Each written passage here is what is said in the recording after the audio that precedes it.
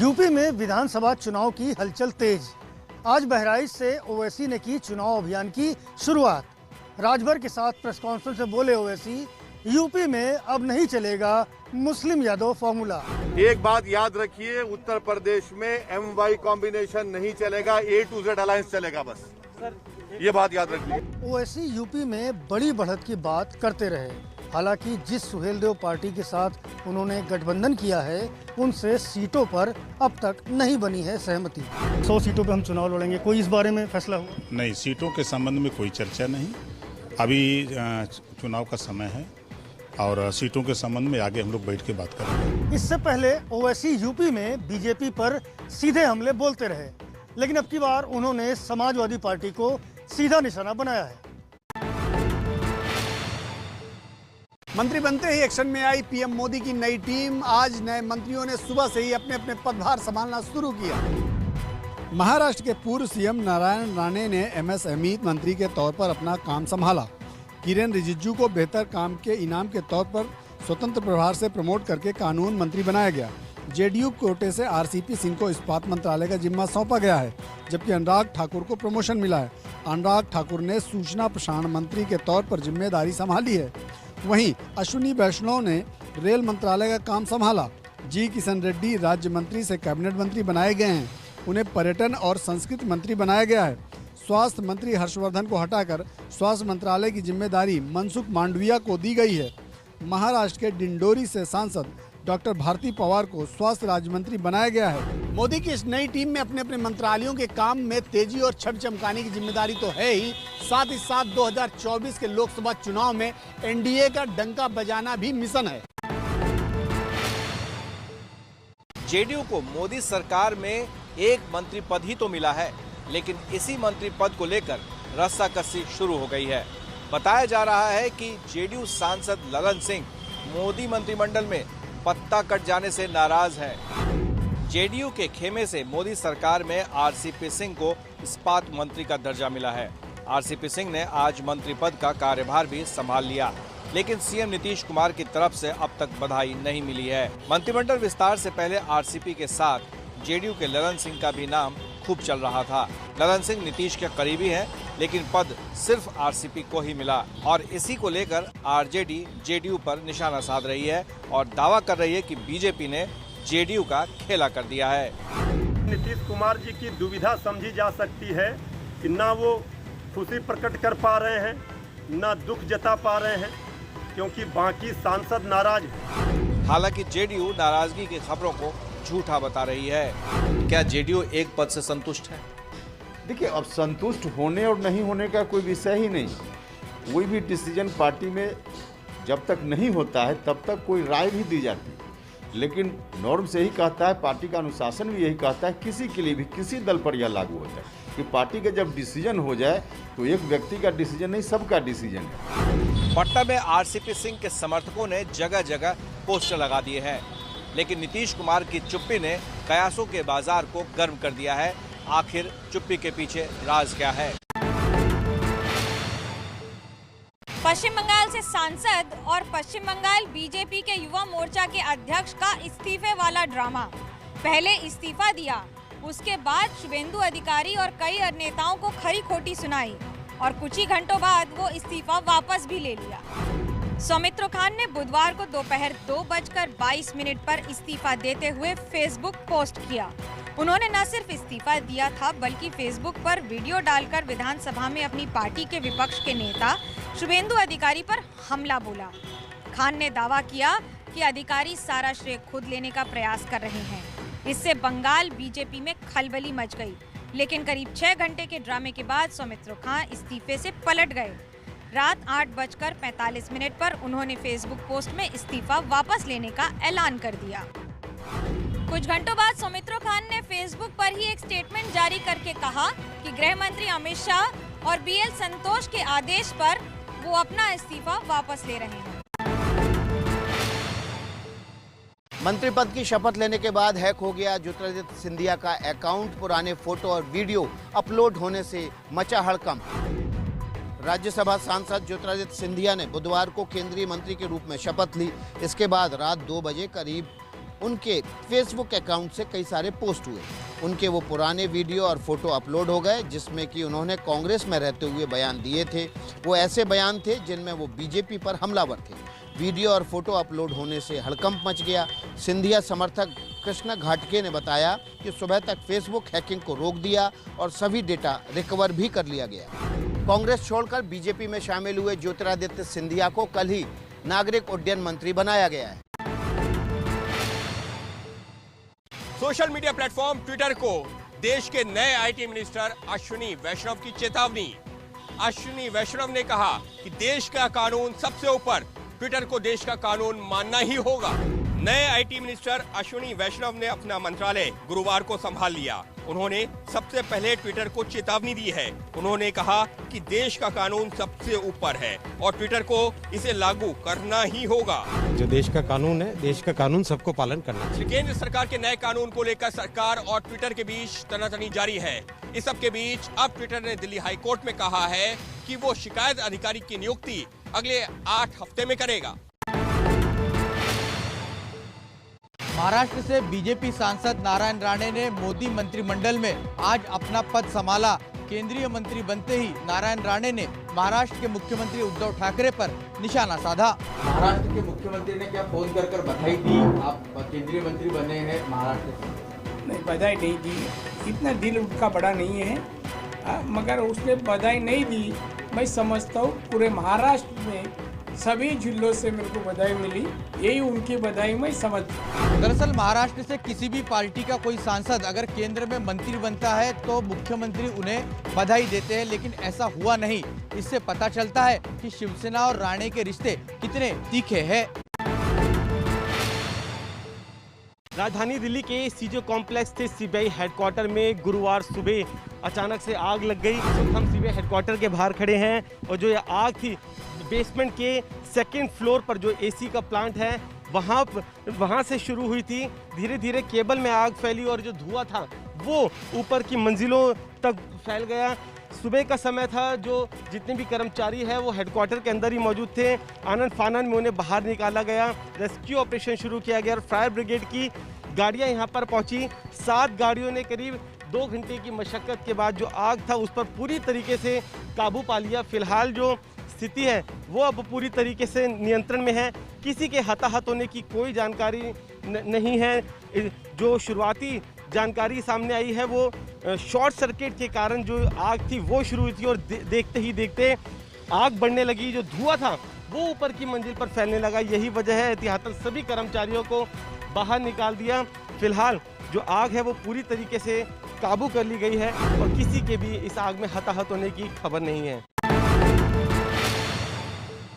लगातार बढ़ रही तेल की कीमतों ने आम आदमी की परेशानी बढ़ा दी है। तस्वीरें हम आपको इस वक्त सेंट्रल दिल्ली की दिखा रहे हैं और बीते दिन यानी बुधवार को भी दिल्ली में पेट्रोल और डीजल के दामों में बढ़ोतरी हुई थी। कई राज्यों की तरह दिल्ली में भी पेट्रोल 100 के पार है और इस वक्त हम आपको तस्वीरें दिखा रहे हैं कि फिलहाल पेट्रोल का क्या दाम पहुंच गया है। तो आप देखेंगे तस्वीरों में 100 रुपये और 60 पैसे पेट्रोल का दाम पहुंच गया है। वहीं डीजल की बात करें तो यहाँ पर तस्वीरों में आपको नजर आएगा 89 रुपये 66 पैसे डीजल का दाम पहुँच गया है। बीते दिन की बात करें तो बीते दिन पेट्रोल 100 रुपये 25 पैसे था, यानी कि आज 35 पैसे की बढ़ोतरी पेट्रोल के दामों में दर्ज की गई है। वहीं डीजल के दाम 9 पैसे आज बढ़े हैं। अभी तो बाइक यूज कर रहे हैं, आगे और बढ़ा तो फिर तो पब्लिक से ही जाना पड़ेगा क्योंकि इतना नहीं हो पाएगा एडजस्ट करना। जो लोग पेट्रोल डलवाने पहुंच भी रहे हैं उनकी संख्या कम है या फिर वो जितना पेट्रोल पड़वाते थे उससे कहीं ना कहीं कम पड़वा रहे हैं। जितने में गुजारा करते थे उससे कम में गुजारा कर रहे हैं। आज संयुक्त किसान मोर्चे के आह्वान पे पूरे देश में किसान प्रोटेस्ट कर रहे हैं महंगाई के खिलाफ। इस वक्त हम मोहाली के खरड़ में हैं, पंजाब के मोहाली जिले के इस खरड़ जगह पे आप देख सकते हैं किसान जो है यहाँ धरना दे रहे हैं पेट्रोल, डीजल और रसोई गैस की बढ़ी हुई कीमतों के खिलाफ। और सिलेंडर, LPG सिलेंडर जगह जगह किसानों ने रखे हैं जहाँ भी धरना किसान दे रहे हैं। हम संकेतक तौर पे ये महंगाई के खिलाफ धरना दे रहे हैं अपने रोड पे व्हीकल खड़े करके 2 घंटे के लिए, क्योंकि अब इतनी महंगाई बढ़ चुकी है। हमारी आम आदमी की अब हैसियत नहीं रही इनको तेल डाल के चला सके। पुलिस वालों से बहस कर फंस गए असदुद्दीन ओवैसी की पार्टी AIMIM के नेता माजिद हुसैन। हैदराबाद में जमीन विवाद को लेकर पुलिस वालों को दे दी थी धमकी। पुलिस वालों के साथ बहस की।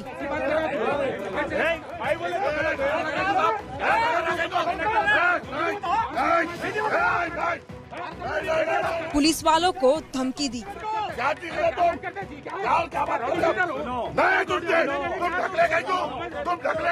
पुलिस वालों के साथ धक्का मुक्की की कोशिश।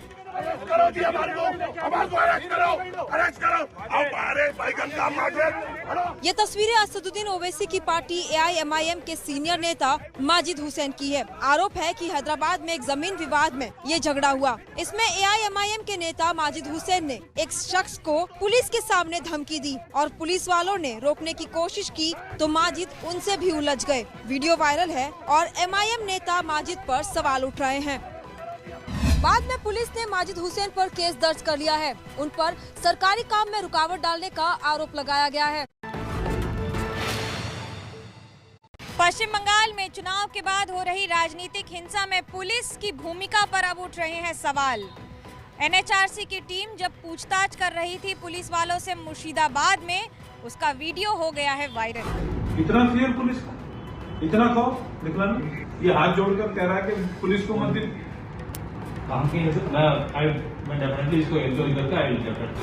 पुलिस और अधिकारियों से सवाल जवाब कर रहे ये मानवाधिकार आयोग की टीम के सदस्य आतिफ रशीद हैं और ये कह रहे हैं कि बंगाल में जिन लोगों ने बीजेपी को वोट दिया उन पर हमले हो रहे हैं और हाथ पर हाथ रखकर बैठी है पुलिस। देखिए कैसे घबरा कर पुलिस वालों को देख देख के पीछे से डर रहे हैं। इनका कसूर सिर्फ इतना है कि इन्होंने भारतीय जनता पार्टी को वोट दिया। तस्वीरें मुर्शिदाबाद से आई हैं। मानवाधिकार आयोग की इस टीम ने कोर्ट के आदेश पर बंगाल में हिंसा प्रभावित इलाकों का दौरा किया है। बंगाल में 2 मई को चुनाव नतीजों के बाद बड़ी हिंसा हुई थी। हालांकि उस वक्त प्रशासन चुनाव आयोग के हाथ में था, लेकिन पुलिस के रवैये पर सवाल उठ रहे हैं। मानवाधिकार आयोग की टीम ने एक अंतरिम रिपोर्ट कोर्ट में पेश की है और उसमें साफ साफ कहा है कि चुनाव के बाद हुई पूरी हिंसा एक सोची समझी साजिश है। पुणे जमीन घोटाले मामले में प्रवर्तन निदेशालय ने एनसीपी नेता एकनाथ खड़से से पूछताछ की। एक दिन पहले ही प्रवर्तन निदेशालय ने एकनाथ खड़से के दामाद गिरीश चौधरी को गिरफ्तार किया है। मुंबई में आज सुबह करीब 11 बजे एनसीपी नेता एकनाथ खड़से ईडी दफ्तर पहुंचे। ईडी ने खड़से से पुणे के MIDC जमीन घोटाले में सवाल जवाब किए। एकनाथ खड़से ने पूरे मामले को राजनीति से प्रेरित बताया। पहले भी आया था, आज भी आया हूँ। भाई जो भी पूछेगा उसके लिए हम सहकार्य कर रहे हैं, आज भी करूँगा। जो कुछ है, जो चल रहा है, वो सारा महाराष्ट्र, सारा देश देख रहा है। इसके बारे में सभी को मालूम है कि ये पॉलिटिकली मोटिवेट है। एकनाथ खड़से के साथ पूछताछ से पहले ईडी ने कल उनके दामाद गिरीश चौधरी को मनी लॉन्ड्रिंग एक्ट के तहत गिरफ्तार किया। पुणे जमीन घोटाले का खुलासा साल 2016 में हुआ था। 2 साल की जांच के बाद एंटी करप्शन ब्यूरो ने एकनाथ खड़से को क्लीन चिट दे दिया था। कुछ महीनों पहले ही एकनाथ खड़से बीजेपी छोड़ एनसीपी से जुड़े हैं। इसके बाद से ही ईडी ने इस केस की जांच तेज कर दी है। जम्मू कश्मीर में हिंसा भड़काने की एक बड़ी साजिश नाकाम। कुलगाम और पुलवामा में सुरक्षा बलों ने आज 4 मिलिटेंटों को मार गिराया। एक्शन में दिख रहे सुरक्षा बलों की ये तस्वीरें पुलवामा की है। पुलवामा के साथ कुलगाम में सुरक्षा बलों की गोलियों और गाड़ियां आज जैसे ही गरजती रही। दोनों ही जगह मिलकर सुरक्षा बलों ने 4 मिलिटेंटों को मार गिराया। पहला एनकाउंटर कुलगाम के जाडूर इलाके में हुआ। नाके पर एक गाड़ी को रोकने की कोशिश के दौरान मिलिटेंट्स ने फायरिंग की, जिसके बाद सुरक्षा बलों ने जवाबी कार्रवाई में 2 मिलिटेंट को ढेर कर दिया। मारे गए मिलिटेंट लश्कर-ए-तैयबा से जुड़े हुए थे। दूसरा एनकाउंटर पुलवामा के पुचल इलाके में हुआ। मिलिटेंटों के छुपे होने की सूचना पर सुरक्षा बलों ने इलाके की घेराबंदी कर सर्च ऑपरेशन चलाया। इस दौरान हुए एनकाउंटर में भी लश्कर के 2 मिलिटेंट मारे गए। कल रात में हम लोग को 2 खबर मिला था, एक कुलगांव डिस्ट्रिक्ट में, एक पुलवामा डिस्ट्रिक्ट में। कुलगांव डिस्ट्रिक्ट में एक जडर है जो नेशनल हाईवे के बहुत नज़दीक है। वहाँ खबर था कि लश्कर-ए-तैयबा का जो टेररिस्ट आज उसको NH पर अटैक करना था। तो आर्मी और कुलगांव पुलिस ने मिलकर एक एम्बुश लगाया और एम्बुश में दोनों टेररिस्ट मारे गए। इससे पहले परसों कुपवाड़ा जिले के गांजरस इलाके में हिजबुल मुजाहिदीन के कमांडर महराजुद्दीन हलवाई और उबैद को मार गिराया गया था। यानी कश्मीर घाटी में पिछले 2 दिनों में 5 मिलिटेंटों का सफाया हो गया है। पानी की समस्या को लेकर राजधानी दिल्ली में बीजेपी का विरोध प्रदर्शन जारी है। केजरीवाल हाय हाय, केजरीवाल हाय हाय। इस वक्त हम शक्तिनगर चौराहे पर मौजूद है और आप देख सकते हैं जो बीजेपी से जुड़े लोग, कार्यकर्ता और नेता हैं वो यहाँ पर हाथों में पोस्टर बैनर लेकर पहुंचे हैं। पूछे दिल्ली एक सवाल, पानी कब दोगे केजरीवाल, कुछ इस तरीके के पोस्टर है। और यहाँ पर नीचे आप देख सकते हैं मटकी है, उसको तोड़कर यहाँ पर अपना विरोध प्रदर्शन किया है।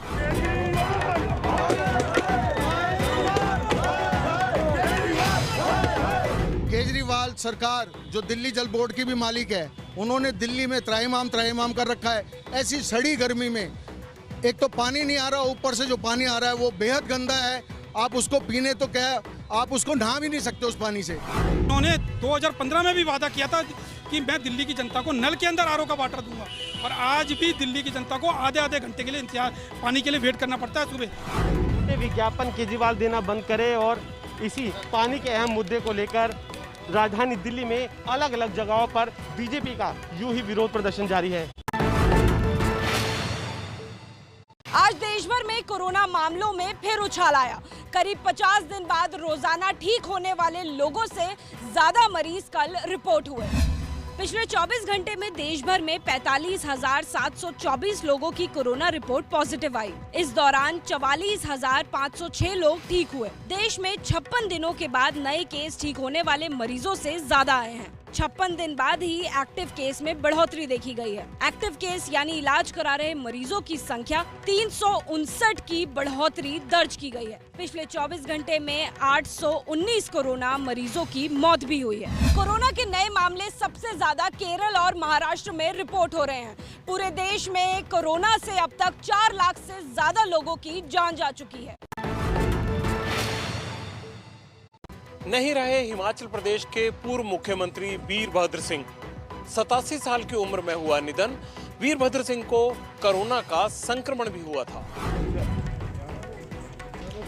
हिमाचल प्रदेश के 6 बार मुख्यमंत्री रहे कांग्रेस नेता वीरभद्र सिंह का 87 साल की उम्र में आज निधन हो गया। वीरभद्र लंबे समय से बीमार चल रहे थे। 2 महीने से उनका इलाज चल रहा था। सोमवार को शिमला के आईजीएमसी अस्पताल में सांस में तकलीफ बढ़ने के बाद उनको वेंटिलेटर पर रखा गया। वीरभद्र सिंह को 2 बार कोरोना भी हुआ था। आज शिमला में वीरभद्र सिंह को अंतिम विदाई दी गई। सभी दलों के नेताओं ने वीरभद्र को याद किया। वीरभद्र सिंह का जन्म 23 जून 1934 को हुआ था। उनके पिता पदम सिंह हिमाचल की बुशहर रियासत के राजा थे। 1983 में वीरभद्र सिंह पहली बार हिमाचल के मुख्यमंत्री बने। यूपीए सरकार में केंद्रीय मंत्री भी रहे। इजराइल में आतंकी हमले के आरोपी की इमारत को सेना ने बम से उड़ाया। इजराइल में इस इमारत को यहां की सेना ने गिराया है। सेना को खबर मिली थी कि इस इमारत में फिलिस्तीन के 2 आरोपियों का ठिकाना था जिन्हें हमले में गिरफ्तार किया गया था। इजरायली सेना के मुताबिक हमलावरों के खिलाफ ऐसी कार्रवाई से उनमें डर बैठता है, इसलिए सेना ने ऑपरेशन चलाया और इस तरह इमारत को जमींदोज कर दिया। इजराइल और फिलिस्तीन के बीच तकरार दशकों से चल रही है। हाल ही में इन दोनों देशों के बीच रॉकेट वॉर शुरू हो गया था। पाकिस्तान के कब्जे वाले कश्मीर में इमरान सरकार के खिलाफ लोगों का गुस्सा। पीओके में चुनाव कराए जाने के इमरान सरकार के फैसले को बताया नौटंकी। ये तस्वीरें पीओके के कोटली की है, जहां रात के अंधेरे में लोगों का हुजूम उमड़ा हुआ है। लोग इमरान सरकार के खिलाफ जमकर नारेबाजी कर रहे हैं। हाय हाय हाय हाय हाय हाय। दरअसल इमरान सरकार इसी महीने पीओके में चुनाव कराने का पैंतरा चल रही है, लेकिन लोगों का आरोप है कि चुनाव के नाम पर इमरान सरकार धांधली और अत्याचार कर रही है। युवाओं में पाकिस्तान के खिलाफ गुस्सा है, उसे दबाने की कोशिश है। ये कोई पहला मौका नहीं है जब पीओके में इमरान सरकार के खिलाफ बिगुल बजा हो। मुजफ्फराबाद में भी लोग सड़कों पर है, लेकिन पीओके में पाकिस्तान का अत्याचार कम नहीं हो रहा। कैरिबियाई देश हैती में हमलावरों ने घर में घुसकर देश के राष्ट्रपति की गोली मार करके हत्या कर दी। हैती में इन दिनों मचा है हाहाकार। तस्वीरों में दिख रहे ये हैती देश के राष्ट्रपति जोवेनल माइसे हैं। कल राष्ट्रपति को उनके घर में घुसकर हमलावरों ने गोली मार दी, जिससे उनकी मौत हो गई। इस हमले में राष्ट्रपति जोवेनल की पत्नी गंभीर रूप से घायल हुई हैं। अब देखिए हैती की ये तस्वीरें, इससे पता चलता है कि यहाँ कैसे हाहाकार मचा है। हैती में बीते कुछ महीनों में काफी अस्थिरता फैली है। राजनीतिक और आर्थिक अस्थिरता झेल रहे हैती में गैंग वॉर में काफी बढ़ोतरी हुई है। हैती की सरकार ने कुछ हमलावरों के पकड़े जाने का दावा किया है। अमेरिका और संयुक्त राष्ट्र ने राष्ट्रपति की हत्या की निंदा की है।